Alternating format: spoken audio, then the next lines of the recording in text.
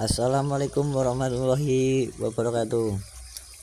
Oke guys, bertemu lagi dengan saya di channel Agus Kunjung ya. Kali ini saya berada di tengah sawah ini.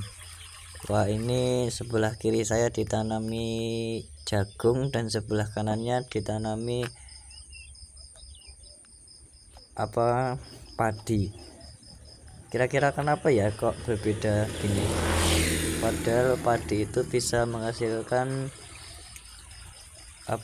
beras itu bisa dimakan, dan waktu ini kan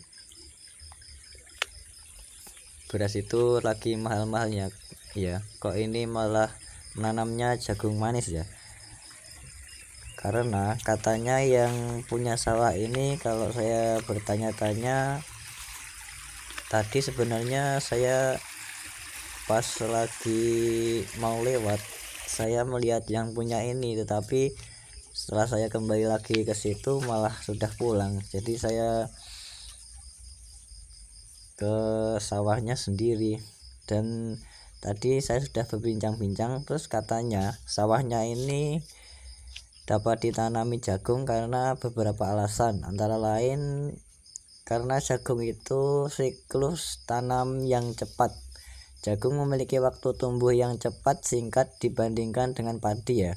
Biasanya jagung bisa dipanen dalam waktu sekitar 3-4 bulan, sedangkan padi memerlukan waktu lebih lama. Ini memungkinkan petani untuk memanfaatkan lahan sawah dalam beberapa musim tanam. Selanjutnya, tanah yang subur. Lahan sawah umumnya memiliki tanah yang subur dan kondisi irigasi yang baik, yang cocok untuk pertumbuhan jagung ya. Tanah sawah yang kaya akan air dapat mendukung pertumbuhan jagung juga, meskipun juga lebih suka kondisi tanah yang tidak terlalu tergenang air. Kemudian selanjutnya, diversifikasi tanaman. Menanam jagung di sawah dapat membantu petani dalam diversifikasi tanaman. Dengan cara ini petani bisa mendapatkan pendapatan tambahan selain dari padi, serta mengurangi risiko kegagalan panen akibat faktor cuaca atau serangan hama. Selanjutnya, soal pengelolaan hama dan penyakit. Menanam jagung dalam rotasi dengan padi dapat membantu mengurangi akumulasi hama atau penyakit yang spesifik terhadap padi, karena jenis hama yang menyerang jagung berbeda ya dengan yang menyerang padi. Kemudian kalau soal jagung itu, karena lebih sukanya karena permintaan pasar itu juga banyak. Jagung memiliki permintaan yang tinggi loh untuk beberapa keperluan seperti pakan ternak, makanan manusia, dan bahan baku industri. Hal ini membuat jagung menjadi pilihan yang menarik untuk ditanam di lahan sawah yang sebelumnya digunakan untuk padi. Dengan mempertimbangkan faktor-faktor tersebut, menanam jagung di sawah bisa menjadi pilihan yang menguntungkan bagi petani. Kemudian siklus tanaman yang cepat tadi. Siklus tanaman jagung memang relatif cepat dibandingkan dengan tanaman padi. Berikut adalah rincian umum siklus pertumbuhan jagung ya. Yang pertama, soal penanaman. Jagung biasanya ditanam dari benih, dan pada umumnya benih jagung dapat ditanam langsung di lapangan setelah tanah siap, atau biasanya setelah musim hujan atau saat irigasi tersedia. Waktu penanaman jagung bisa bervariasi ya, tergantung pada lokasi. Namun secara umum dilakukan pada musim kemarau atau akhir musim hujan.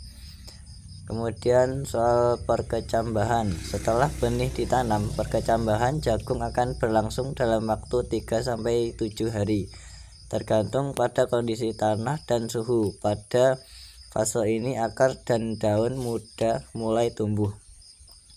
Pertumbuhan vegetatif atau masa vegetatif.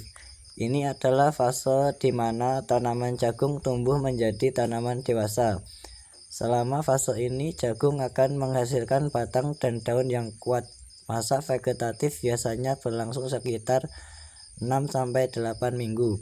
Setelah perkecambahan, pada tahap ini jagung membutuhkan banyak air dan nutrisi untuk mendukung pertumbuhannya. Kemudian selanjutnya pembuangan dan penyerbukan.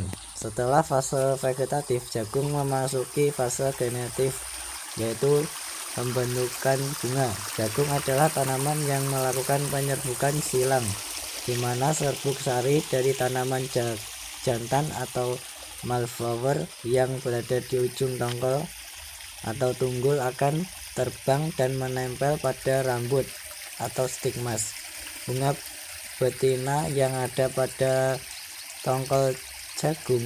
Proses penyerbukan berlangsung sekitar 2 minggu setelah fase vegetatif.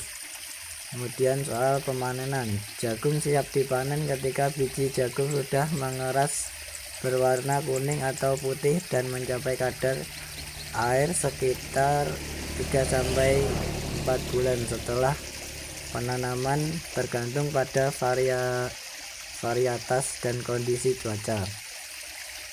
Secara keseluruhan total waktu dari penanaman hingga panen jagung biasanya berkisar antara 90 hari, 120 hari atau 3 hingga 4 bulan.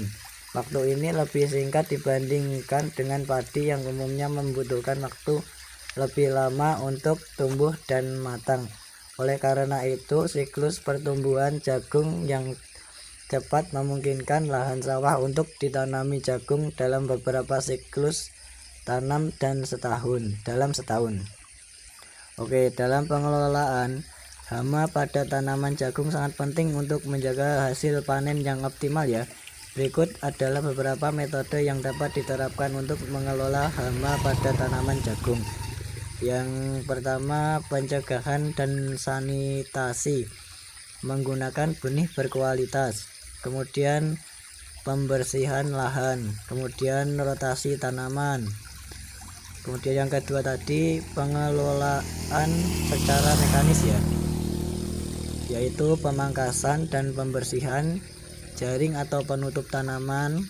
Kemudian 3 selanjutnya pengendalian biologis, yaitu musuh alami seperti predator atau parasitoid untuk mengendalikan populasi hama. Contohnya, musuh alami untuk hama jagung adalah beberapa jenis serangga predator atau misalnya kumbang pemangsa yang dapat mengurangi jumlah hama seperti ulat penggerak batang. Kemudian penggunaan mikroba. Beberapa jenis mikroorganisme seperti Bacillus thuringiensis atau BT dapat digunakan sebagai biopestisida untuk mengendalikan hama seperti ulat gerayak dan penggerak batang mikroba. Jadi kesimpulannya, pengelolaan hama pada tanaman jagung harus dilakukan secara terpadu dengan kombinasi berbagai metode untuk memastikan hasil panen yang optimal ya, dan mengurangi kerusakan akibat serangan hama. Dengan pemantauan yang baik, pemilihan cara yang tepat dan tindakan pencegahan yang efektif, petani dapat mengurangi kerugian akibat hama pada tanaman jagung. Kemudian permintaan pasar tentang menanam jagung. Permintaan pasar terkait dengan penanaman jagung sangat dipengaruhi oleh beberapa faktor yang berkaitan dengan kebutuhan dan preferensi konsumen, industri, serta ekonomi lokal dan global. Berikut adalah beberapa faktor yang mempengaruhi permintaan pasar terhadap penanaman jagung. Yang pertama, kebutuhan pangan domestik dan industri. Konsumsi masyarakat. Jagung adalah bahan pangan yang penting baik untuk konsumen langsung seperti jagung rebus, jagung bakar atau tepung jagung, maupun sebagai bahan baku produk olahan pangan seperti cornflakes, sereal atau bahan pemanis jagung. Peningkatan populasi dan perubahan gaya hidup yang lebih mengutamakan makanan praktis dan sehat meningkatkan permintaan jagung. Industri pangan. Selain kebutuhan pangan langsung, industri pengolahan makanan seperti pembuatan tepung jagung, sirup jagung, atau minyak jagung juga membutuhkan pasokan jagung yang stabil. Meningkatnya permintaan produk-produk olahan ini di pasar domestik dan internasional mendorong permintaan untuk menanam jagung. Kemudian harga dan keuntungan. Harga pasar. Harga jagung di pasar sangat berpengaruh terhadap keputusan petani untuk menanam jagung. Jika harga jagung di pasar baik dan stabil, petani akan lebih tertarik untuk menanam jagung karena memiliki potensi keuntungan yang lebih tinggi dibandingkan dengan komoditas lainnya. Keterjangkauan biaya produksi. Ketersediaan teknologi pertanian yang efisien, dukungan kebijakan pemerintah seperti subsidi pupuk atau harga jagung yang stabil, dan akses ke pasar yang menguntungkan dapat memengaruhi keputusan petani untuk menanam jagung. Permintaan pasar yang tinggi akan mendorong petani untuk menambah luas lahan yang ditanami jagung.